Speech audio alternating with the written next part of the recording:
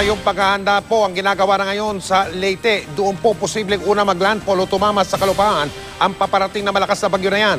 Nandun na po sa Palo sa may Leyte si Micaela Papa. Live po ito. Micaela.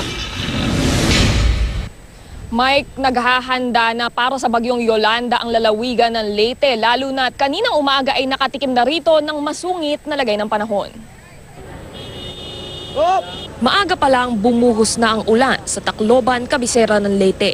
Pahirapan ang pagsakay ng mga pasahero ng eroplano, bit-bit ang mga payong. Naapektuhan na rin ang visibility sa paligid ng airport. Pero hindi pa raw ito pagbabadya ng bagyong Yolanda na inaasahang bukas papapasok sa Philippine Area of Responsibility. At ilang sandali lang, naging maaliwalas uli ang lagay ng panahon. Pero tuloy ang paghahanda ng lalawigan sa pagdating ng isa sa pinakamalakas na bagyong tatama sa Leyte sa loob ng ilang dekada. Nagpulong na ang Provincial Disaster Risk Reduction and Management Council. Pinaghahandaan raw nila ang posibilidad na mas malala pa sa bagyong Pablong tumama sa Davao Oriental noong nakaraang taon. We will try to put something, mga heavy equipments doon ng province o kaya ng DPWH.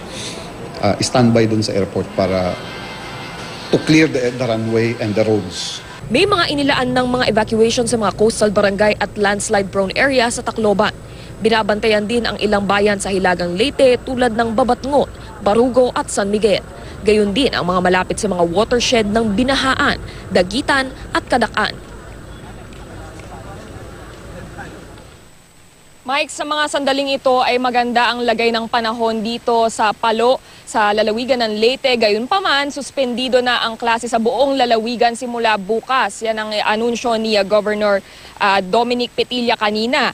At simula bukas, ito ay para magkaroon ng panahon para ihanda ang mga silid-aralan na magsisilbing evacuation center. Ang suspension ay magtatagal hanggang Biyernes kung kailan inaasahang papasok na sa maglalandfall na ang bagyong Yolanda. Mike? Maraming salamat, Micaela Papa.